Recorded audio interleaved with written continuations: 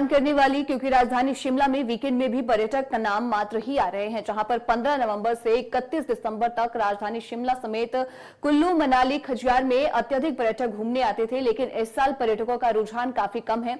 समय पर बर्फबारी न होने के चलते किसान और बागवान के साथ साथ पर्यटन कारोबारी भी अत्यधिक चिंतित नजर आ रहे हैं, जिसमें कि होटल और होम स्टे में भी कार्य कर रहे हैं। बता दें कि कर्मचारी, टूरिस्ट गाइड, घोड़ा संचालक के समेत 2.5 लाख परिवारों को प्रभावित होना पड़ा है। इस बार रोहतांग में हल्की बर्फबारी से पर्यटन कारोबारियों को बर्फ की आस धस चुकी है।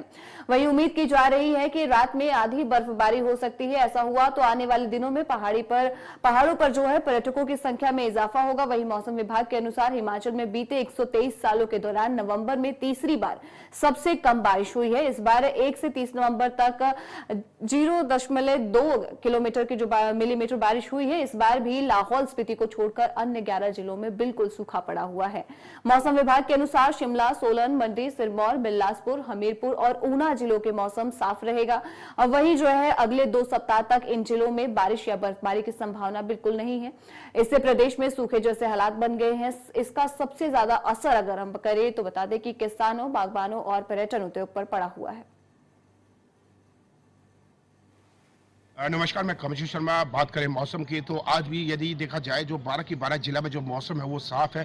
वहीं जो मौसम वैज्ञानिक शोभित कटियार ने कहा था कि जो 3 दिनों तक जो ऊंचाई वाले क्षेत्रों में खासकर चंबा, लाहौल स्पीति, किन्नौर समेत अनेक क्षेत्रों में ऊंचाई वाले क्षेत्रों में बर्फबारी की संभावना थी। लेकिन हालात देखा जाए तो इस बार जो सूखे की हालात अत्यधिक देखने को मिली। ऐसे में जो वीकेंड के दौरान अक्सर देखा जाता था शुक्रवार, शनिवार को भारी संख्या में राजधानी शिमला समेत अनेक जो पर्यटक स्थल है, कुल्लू, मनाली, खजियार समेत पर्यटक भारी संख्या में पहुंचते थे। लेकिन लिहाजा लगभग 4 से 5 हजार वाहन राजधानी शिमला में प्रवेश कर रहे हैं। अक्सर देखा जाता था 15 नवंबर से लेकर 31 दिसंबर तक जो पर्यटकों की संख्या है, लगभग वाहनों की बात करें तो 15 से 20 हजार वाहन राजधानी शिमला में प्रवेश करते थे। लेकिन इस बार जो समय पर बर्फबारी नहीं हुई, इससे कहीं तो कहीं किसान और बागवान के साथ साथ पर्यटक कारोबार पर भी असर पड़ा।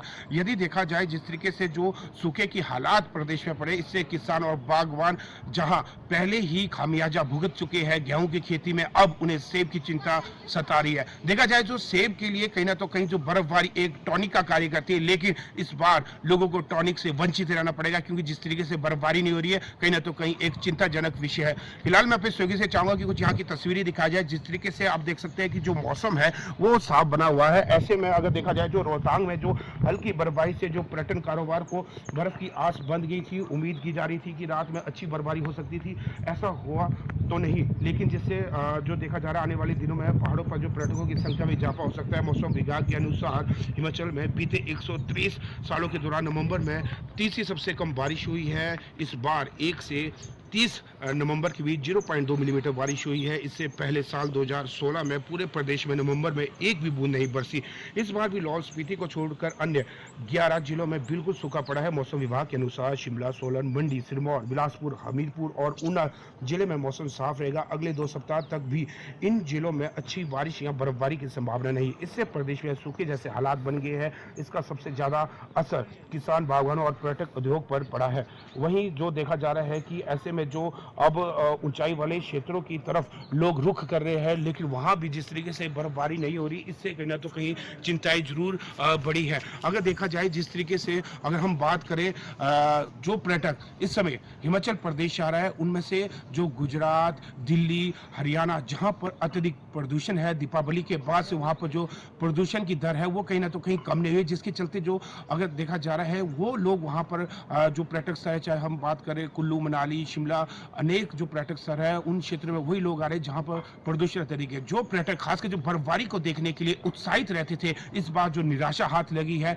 तो कुल मिलाकर जो देखा जा रहा है जो पर्यटकों की संख्या इस बार अत्यधिक कम देखने को मिली। अगर हिमाचल प्रदेश की बात करें तो हिमाचल प्रदेश पर्यटन के लिए जाना जाता है और हिमाचल प्रदेश की जो जीडीपी जो निर्भर करती है वो पर्यटन के ऊपर करती है। ऐसे में यदि पर्यटन हिमाचल प्रदेश में कम आता है तो कहीं ना तो कहीं इसका खामियाजा भी प्रदेश को होगा। अगर देखा जाए इससे पहले जिस तरीके से हिमाचल प्रदेश में पिछले वर्ष जो आपदा आई 1200 करोड़ का नुकसान हुआ, उससे पिछले वर्ष लगभग 12,000 करोड़ से अधिक का नुकसान है। उससे पहले कोविड का समय था। ऐसे में लगभग पिछले 3-4 वर्षों की हम बात करें तो हिमाचल प्रदेश में जो पर्यटकों की संख्या है उसमें कमी देखने को मिली है।